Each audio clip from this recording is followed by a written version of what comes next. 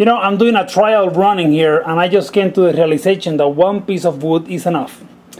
This thing is super tight, and this block is going nowhere. I mean, it's truly the distance on the screws between the head and the finish of the thread is good enough for this piece of wood, which means I don't need to drill the second piece of wood. I'm not going to use this puppy, so I'm just going to put it aside. And you know, thinking about it, about this a little bit more, I should have made at least a second hole in here. But oh well, it's no biggie. I'm just gonna screw this guy in, and I'm gonna mount this on my vise. Now you might be thinking, how is the box gonna be clamped into the box, into the table? I have already thought a little bit about that, so let's see what I have in mind.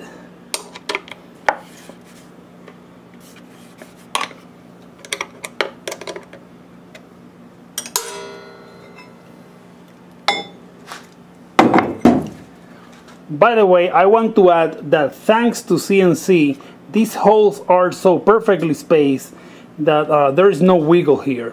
If you had this a template and a center punch, that would have been very tough to obtain. The holes are not big enough. You know, usually when you have center stop by sight or by impression, what you have to do is make the holes bigger so you get some playroom. There is no need for playroom. The holes on this piece of wood are the exact diameter of the screws, and thanks to the fact that the holes are precisely where they need to be, the 3 screws were able to go in. Usually when I was using my either my drill press or my manual milling machine, I would do these holes by using a center punch or even by using the dials, but the stuff was so bad that I had to enlarge the hole so that I could eventually wiggle it into place. No need to do that here, so that's very cool that I don't have to do I don't have to play those games to get stuff in place. Everything just aligns so perfectly. Now, an observation that we can make here is that these screws are obviously too long, but I'm not concerned about that because I'm going to be using parallels. So the parallels are gonna ensure that these guys are just basically floating in mid-air, so no biggie there. Notice that my piece of aluminum is saved, so I don't need to buy another one. Or actually, you know, maybe I should have molded this so I could go back to the metal stores. We should always come up with good excuses on why we need to go to the metal store.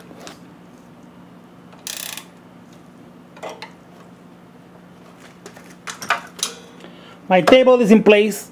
I should be able to put my box and drill it. And of course you're asking, well, that doesn't seem like anything good. I mean, this thing can go anywhere. How the hell are you going to ensure that you're drilling the holes where you want? How are you ensuring that this thing is aligned with the X and the Y, right? Let's get that going. I think you know this is the fly cutter, and you know, I'm wondering if I should use this with MDF. I should probably get my vacuum cleaner handy here because I think it's gonna get messy like hell.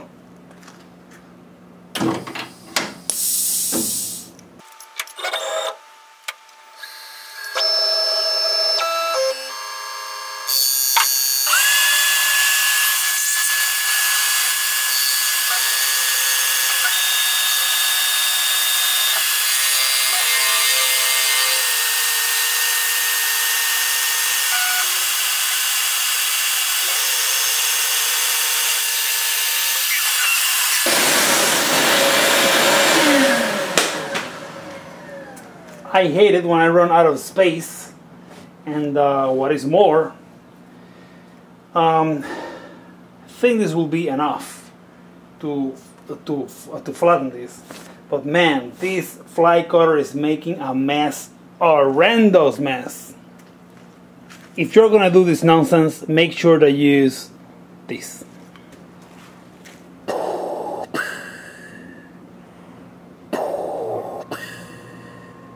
Look, I am your father.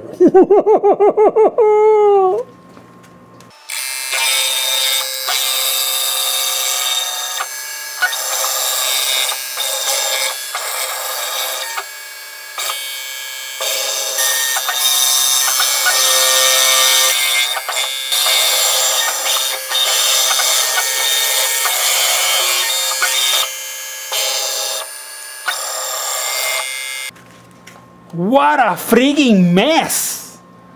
Man! You're only seeing a little bit, but I can assure you it's damn bad. Crappity craps! You know, it took longer to clean this mess than to actually make it. There is an old saying in my country, I'm not certain if it exists in English as well, but pretty much it says, or it states, that the lazy works twice. Every single time I have tried to prove that saying wrong, I have failed miserably. Perhaps I should have learned the lesson after 41.5 years living on this piece of rock revolving around the sun. But as of today, I keep on making the same mistake over and over. So I truly hope that I remember this next time I'm thinking about milling MDF. Because I truly hope I don't make that mistake again. Unfortunately, I'm not done. I have to mill a little bit here so that I can zero my box properly. So, oh well, I'll try to go slow and not make much more of a mess. But a mess is gonna be.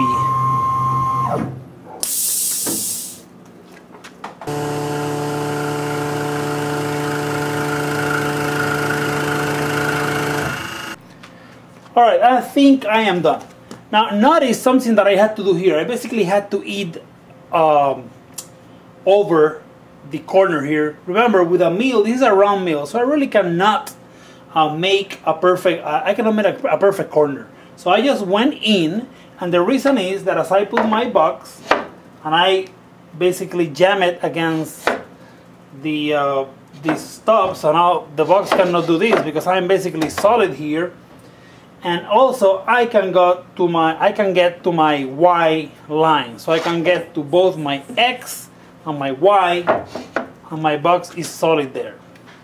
So all I have to do now is, let me zoom out a little bit. Okay, so now all I have to do is make sure that the box is grabbed here, and I'm just going to use a clamp for that. No need to get too greedy here.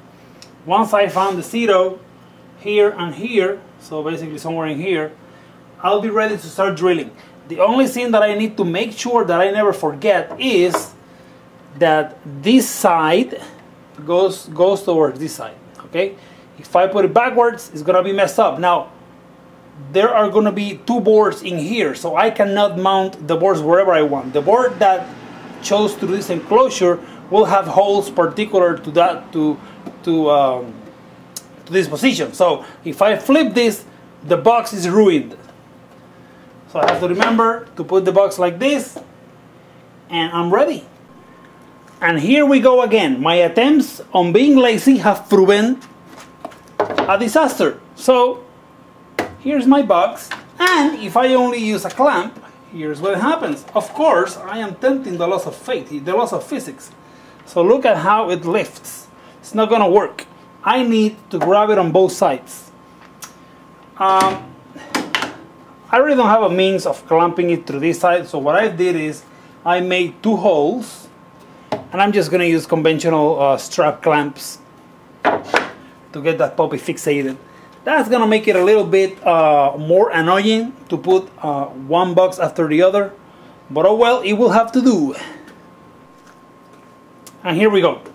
This is my my strap clamps. They are not super tight. There is not a lot of there's not gonna be a lot of forces on this guy. I'm not gonna route. I'm just gonna make holes real quick. 8 holes in total. And here we go. I have clamped my box. I have found X0, Y0, and I'm ready to go.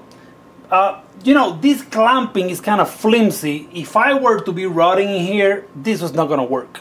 But because I'm going to be exerting the force from the top, I do not expect the box to rock too much in X and Y.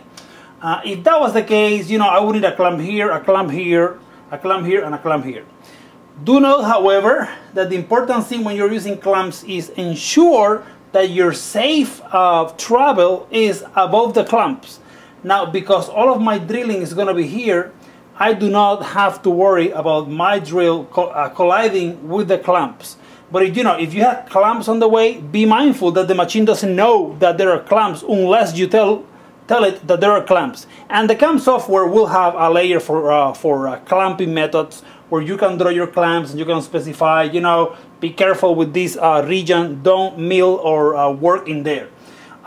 For this project, I'm ready to go, so I'm just gonna press start and see if my little concoction here works. Notice that the beauty of this table is that now all I have to do is remove the table, put the other one, and keep on going.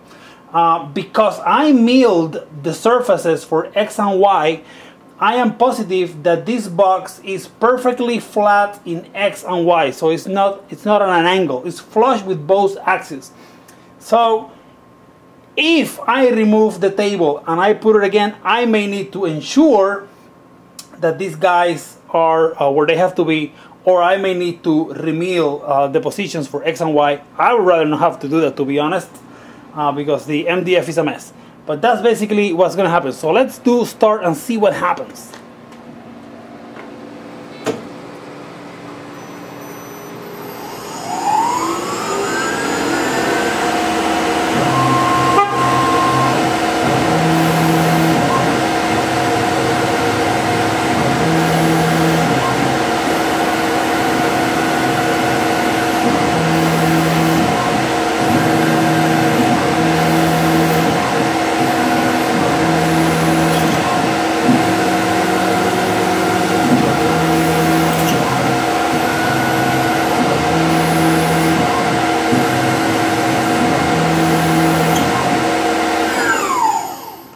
Wow, that was close.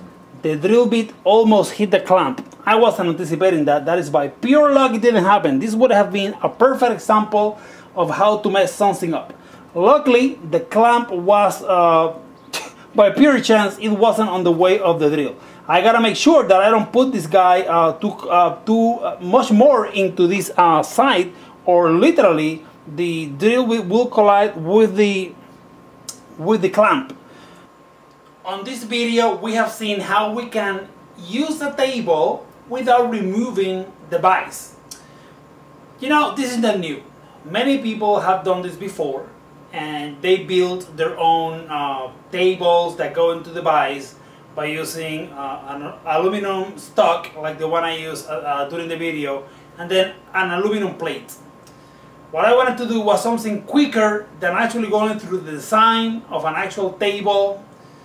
I didn't have all of the tools or even all of the materials. I didn't have all of the materials required to build this table, because I would have had to use stuff like countersink screws, and I would have had to draw it and cam it, and I just wanted to get this done as quick as possible. So by using the 1, 2, 3 blocks, we were able to just utilize the holes and the threads already existing in there, and all we had to do was machine a simple piece of MDF. I am not happy with machining MDF, I must admit, and I truly hope I never do that again. So it is possible that the next time that I need to do something like this, I may use plywood. That should prove a little bit less intrusive, because the dust of the MDF is pretty bad. It's going to take a while before I can clean this mess completely. There's dust everywhere, so unfortunately that's a lesson I have forgotten. I have to relearn, hopefully never forget. But here you go. I have given you a quick tutorial on how you can use yet another way in which you can use the 1, 2, 3 blocks, and how we can make a quick table without having to remove the vise from the mill table. Thank you for watching this video. I'll see you next time.